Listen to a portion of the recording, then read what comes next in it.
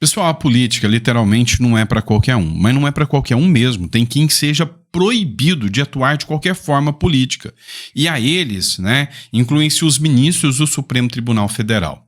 Uma matéria do Globo chocou todo mundo, né, da forma escancarada que ela foi exposta pela articulação política para o Senado em 2026 com pressão em cima de governadores. Isso não é normal. Isso é caso de impeachment, né, e isso é preocupante demais. Por outro lado, nós vamos falar, né, de questões internacionais.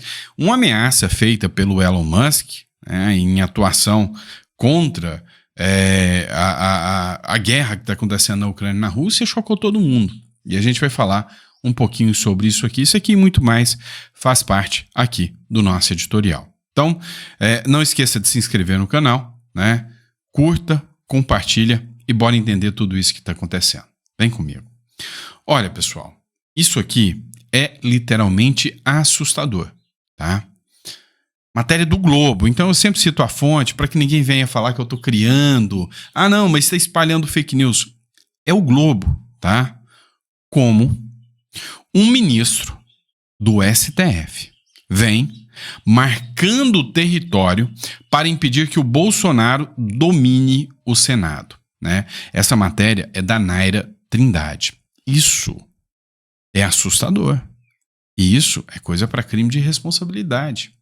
O Vinícius Carrion comentou o seguinte: um ministro do STF andou conversando com governadores com o objetivo de convencê-los a se candidatarem ao Senado e assim impedir que Jair Bolsonaro eleja maioria na Casa Parlamentar. Bolsonaro está empenhado em fazer o maior número de senadores. E o Senado é a casa onde pode iniciar o impeachment do Supremo Tribunal Federal, do STF.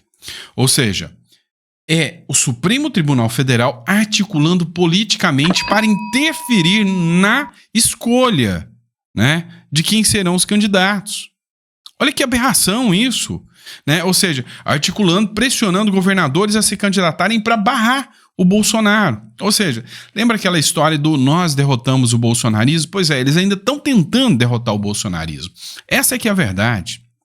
E os meios de articulação são os mais nefastos o possível. Dá uma olhada nisso aqui. Matéria da revista Oeste. Ministério Público Federal investiga suspeita de fraude em licitação com emendas de Hugo Mota. Não, eu vou ler para você ver o tamanho disso aqui.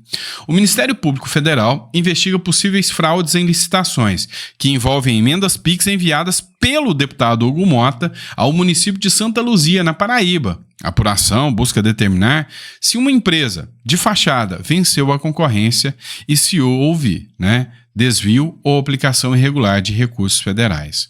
Santa Luzia, que tem 15 mil habitantes, recebeu 900 mil em transferências especiais enviados por Mota nos anos de 2023 e 2024. Além disso, em 2023, o deputado Frei Anastácio, do PT, destinou 100 mil à cidade. Essas emendas permitem o repasse direto de valores sem a necessidade de um projeto específico, ou seja, mandou para lá. E aí, o Ministério Público Federal foca no Hugo Mota. Estando focado no Hugo Mota, é aquela história, o cara é o novo presidente da Câmara dos Deputados. Eu vejo a história se repetir com o Lira. O Lira estava totalmente na mão do Supremo Tribunal Federal. E aí agora, né, Hugo Mota passa a ser o novo alvo e vai ficar na mão do Supremo Tribunal Federal. O que faz com que eles dominem todas as articulações que existem dentro do Congresso, né? Ou seja, tanto no Senado quanto na Câmara dos Deputados. Isso, literalmente, não é normal. Não é normal, tá? Não há lógica em entender que a Suprema Corte seja tão atuante assim dentro da política brasileira. É o PSTF, né? O Partido do Supremo Tribunal Federal. Não pode ser assim, tá? Então, isso não é democracia. Tenho certeza disso. Isso não é justo, não é o que a lei rege. E é preocupante. Vamos lá, pessoal. Vamos falar do Elon Musk. Tá. O Elon Musk começou a fazer pressão em cima do Zelensky e em cima do Putin para que tenha um acordo de paz. Um acordo de paz na guerra da Ucrânia é uma grande vitória, tanto, né, para o Donald Trump, quanto também para o Putin, né? Quem sai perdendo mais nessa história é o Zelensky e a Europa como um todo. Mas o Trump está empenhado, né, em estender a mão para o Putin, de certa forma, trazendo o Putin para o seu lado e falando, ó, se afasta da China e vem para mim. Ontem eu vi o professor Rock, ele falando o seguinte, olha, o que o Donald Trump quer é estabelecer o quê? 3 grandes blocos. Estados Unidos, Rússia e China. Ou seja, serão 3 grandes potências, 3 grandes blocos, onde periféricos, os países sem maior importância econômica, estarão periféricos em cada desses países. Vão ter aqueles países que vão estar alinhados à China, alguns países alinharão-se à Rússia, e a Rússia, o Donald Trump quer que ela seja uma parceira dos Estados Unidos e não da China, mas eles sabem que a Rússia vai fazer jogo duplo, né? E aí o Orc falou isso, né? Que vai ter uma grande um grupo de blocos aí. O Elon Musk falou pro Zelensky, olha, faz o acordo, senão você tá ferrado. Nós vamos te abandonar e deixar você enfrentar essa guerra sozinho. E aí ele falou o seguinte, se eu desligar a Starlink, o exército da Ucrânia entra em colapso. Foi a ameaça do Elon Musk, ou seja, ele adotou um tom de ameaça falando, olha, você sem os Estados Unidos não é ninguém. Não pense, né, que os burocratas de Luxemburgo farão alguma coisa por você, porque não vão. Então, as regras do jogo que nós estamos estabelecendo são essas aqui. Trata de repensar a hipótese de fechar um acordo e colocar um fim, né, cessar essa guerra aqui. Esse é o grande ponto. Tá? Trata de achar mecanismos para encerrar, para cessar essa guerra aqui. Tá? E aí o Zelensky vai se sentir pressionado, com toda certeza. Então, o que a gente começa a perceber? A gente começa a perceber, né, que os caminhos da política, da geopolítica, vão ter mudanças drásticas, né? Então, assim, os 2 últimos anos que a gente viu, guerra Rússia, Ucrânia, o Donald Trump chegou para mudar e dessa vez virou o jogo por completo, porque os Estados Unidos, que era um aliado da Ucrânia, agora tá se bandeando pro lado da Rússia, ou seja, o jogo tá mudando. Vamos lá. Isso aqui é a democracia relativa que o Lula tanto adora, né? Gonzalez diz que genro foi sequestrado por Nicolás Maduro na Venezuela. O Gonzalez é o presidente eleito da Venezuela, segundo vários países reconhecem. Enquanto que o Maduro é um golpista, fraudador, que teve ali, né, o Lula como fiador do seu golpe de Estado na Venezuela. O Lula não condenou o Maduro, não foi o contrário ao Maduro, pelo contrário, né? Antes das eleições acontecerem, se proclamou como um fiador. Não, eu garanto para vocês que as eleições serão justas. O líder da oposição da Venezuela, o Edmundo González, declarou em um artigo publicado nesta sexta-feira pelo jornal espanhol El País que seu genro, o Rafael Tudares, foi sequestrado pelo regime de Nicolás Maduro e está desaparecido. Abre aspas. Sou o presidente eleito por mais de 7,5 milhões de venezuelanos e reconheço em cada voto a vontade de mudança no meu país, escreveu Gonçalves. Mas hoje também sou apenas mais um venezuelano. Estou vivendo o que milhares de meus compatriotas sofreram. Tenho um parente sequestrado pelo Estado. Né? Teve alguma nota da esquerda contra Maduro, em repúdio ao Maduro? Não teve. Tá? Parece que para eles não importa. Pessoal, antes de partir para a próxima matéria, peço a vocês que visitem aí a nossa biblioteca digital, o link está na descrição. Tenho certeza que você vai gostar dos livros que são dispostos aí para vocês e eu recomendo que vocês leiam 20 regras para a vida. Tá? Aqui é uma obra que eu escrevi há um tempo atrás, já tem 5 anos esse livro aqui, e ela traz alguns conceitos, né, algumas frases que tiveram muita reflexão, né? É a base do estoicismo, né?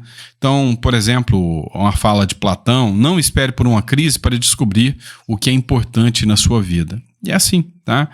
Eu explico aqui como eu entendi essa frase e como isso foi grande para mim, porque eu já passei por crises para entender o que era importante, tá? Eu já fui para UTI, eu já tive muitas complicações, né? E aí eu entendi que depois que eu sair de lá, eu não preciso esperar outras crises chegarem, né, para que eu entenda a importância da vida. Mas são essas reflexões que a gente faz nesse livro. Recomendo, tá? Vamos lá, pessoal. E o Brasil tá como, hein? Tá mal das pernas, mas tá muito mal. A Transparência Internacional aponta dois pontos. Corrupção foi normalizada no Brasil. A ONG Transparência Internacional apontou que a corrupção foi normalizada no Brasil, sem citar o nome do deputado federal André Janones. Uma publicação feita na última sexta-feira lista questões como rachadinha e problema do governo Lula e PT. Retrato do Brasil em 2025, o presidente só pronuncia a palavra corrupção para criticar o seu combate. O Tribunal Constitucional do país anistia corruptos em série. Peculato tem apelido carinhoso de rachadinha. Um representante do povo no parlamento confessa esse crime e, ao invés de ir preso, ganha o Sweetheart Deal, né? Ou seja, um acordo, né? Da PGR, paga uma multa irrisória em 12 vezes sem juros. Outro acusado do mesmo crime, como Arthur Lira e Flávio Bolsonaro, sequer desfrutaram de impunidade total, graças ao mesmo Tribunal Constitucional. Alguma dúvida de que a corrupção foi normalizada no Brasil? Diz a ONG. Vamos lá, né? Errado eles não estão, mas nem um pouquinho. Eu sei que talvez você não gostou de algum nome que esteja aqui, mas errado eles não estão, né? O Brasil hoje, infelizmente, é uma vergonha para nós brasileiros. Matéria da Revista Oeste também, né? Foi alvo de matéria da Revista Oeste também. Corrupção foi normalizada no Brasil, diz Transparência Internacional. A ONG cita como exemplos de impunidade o acordo da PGR com o Janones, que admitiu rachadinha, e o desmonte da Lava Jato pelo STF. O Marsiglia escreveu o seguinte: antes fosse apenas a corrupção, também normalizamos a impunidade, a injustiça, a exceção como regra e a regra como exceção. A cegueira ideológica, e estamos sob um governo de juízes. Este é o novo Brasil. Um novo Brasil onde as pessoas, né, simplesmente são perseguidas pelo seu espectro político e não pelo que cometeram. Porque se fosse pelo que cometeram, a gente observava isso aqui, né? Olha a matéria do Igor Gadelha. Eu dou até parabéns pelo Igor Gadelha, porque é difícil hoje, né, a gente ver matérias isentas, né? A gente só vê matéria defendendo a esquerda e criticando a direita. Chamando a esquerda que depreda, a esquerda que pede a prisão, que pede o sem uma anistia, que comete absurdos, sendo tratada como manifestante democrática. E a direita, que quer civilidade, que quer moralismo, que quer meritocracia, sendo tratada como um monstro. Igor Gadelha: aliados de Lula já usaram tática de Eduardo Bolsonaro no exterior. Hoje, críticos de Eduardo Bolsonaro, os aliados de Lula também foram ao exterior no passado recente e criticaram o poder judiciário brasileiro. E o que aconteceu com o passaporte dessa gente? Nada, né? Nem deveria mesmo. Já o Eduardo Bolsonaro está na berlinda. É o novo Brasil, tá? É o novo normal do nosso Brasil. Ou seja, nosso Brasil está perdido. E aí agora entra aquela questão: Lula empichado ou Lula no poder? Teve uma matéria, já é a quarta vez que eu cito essa matéria, da Gazeta do Povo, que dizia o seguinte: é só o Brasil aguentar, né, sobreviver a mais 2 anos de Lula, que aí o Lula nunca mais volta. Ou seja, nada de impeachment agora. Esse é o posicionamento do Bolsonaro, tá? Eu não estou falando que é certo nem errado. Eu estou dando aqui, explicando para vocês. Esse é o posicionamento do Bolsonaro, que eu não discordo, não. Olha, se a gente der o impeachment do Lula agora, é tudo que eles querem. Por quê? Se a gente der um impeachment do Lula, o Alckmin entra. O Alckmin não é tão radical quanto o Lula. O Alckmin vai colocar medidas, né, para melhorar a coisa um pouquinho. Melhorando a coisa um pouquinho, rompendo com aquela trupe do PT, ele rompe ali e vai conseguir diminuir gastos e a coisa vai dar uma melhoradinha. E aí, o que acontece? O Lula, embora esteja na berlinda, o Alckmin, que é tão esquerda quanto o Lula, vai ali, como se diz, abrir campo para falar, tá vendo? Nem a esquerda radical, nem a direita radical, precisamos de alguém centrado, né? A verdade é que é uma estratégia deles. Eles já viram que o Lula é uma furada. Eu não lembro quem falou, eu vejo tanta coisa, mas eu vi uma pessoa falando o seguinte, eu não lembro se foi o Otávio Facuri, ele falou o seguinte: olha, o que é a diferença? Não, foi o Pedro Moza, né? O Bruno Moza. Olha, a diferença entre o Brasil e a Venezuela é que aqui na Venezuela o nosso mal pode nos salvar, o nosso parasita pode nos salvar. Nós somos um corpo chamado Brasil, que está doente.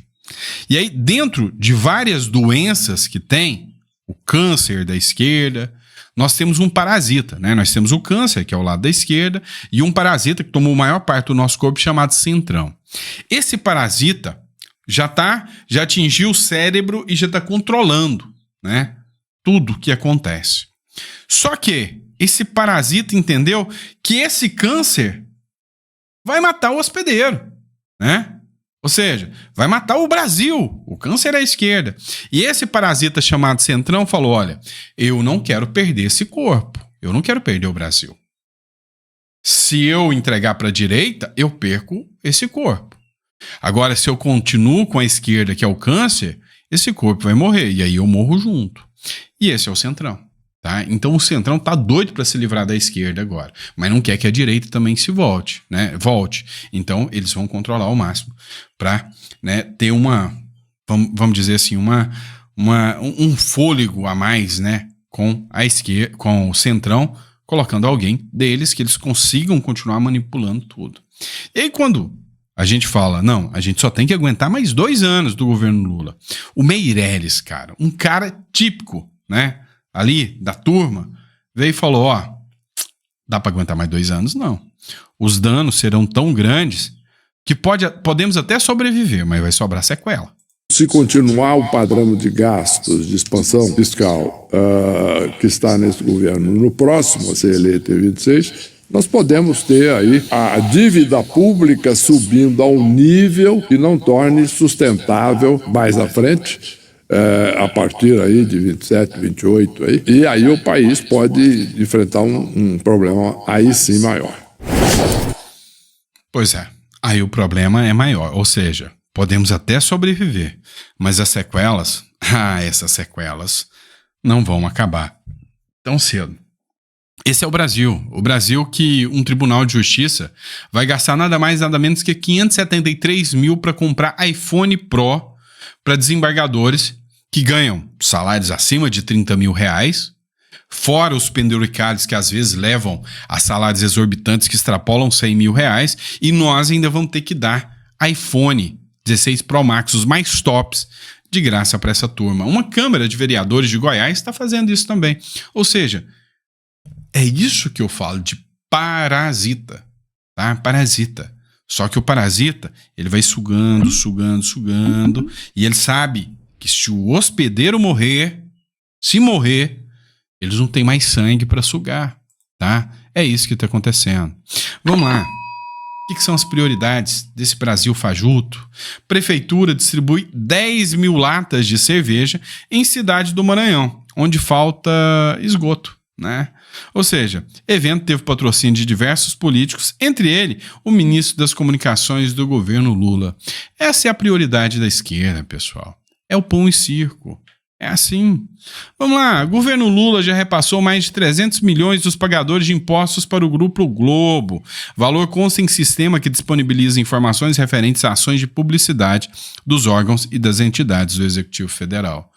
Pelo amor de Deus, né? É justo nós, os pagadores de impostos, temos, né, que ficar bancando entre nós publicidade no Globo, que nós nem gostamos da Globo, para convencer a gente que esse governo é bom, e a gente que paga essa canalice toda, tá de sacanagem com a gente, né? Tá brincando com a gente, né, pequeno gafanhoto? Tá achando que a gente tem cara de otário? Não. A gente se indigna, mas o problema é que o coitado do brasileiro, e eu não tô pondo a culpa nele, eu tô pondo culpa em todo o sistema que o cooptou a ser assim, prefere ver bunda no carnaval do que se preocupar com o preço do ovo, com o preço do café no supermercado. Esse é o Brasil, né? E aí o medo deles é que antes, né, você sabia todos os nomes dos jogadores de futebol. Hoje você sabe quem são os ministros do STF, coisa que ninguém sabia. E tá mudando, e a cada vez mais vem regimentando mais gentes para esse escopo político. Quando você chega na igreja, o pessoal tá discutindo de política. Quando você chega no bar, o pessoal tá discutindo de política. No evento de fim de ano, o povo tá falando sobre política, ou seja, a regra do jogo tá mudando. E eles estão sentindo, né, que os anticorpos estão fazendo efeito. Pois é. E Brasil, né? Ame ou deixo, né?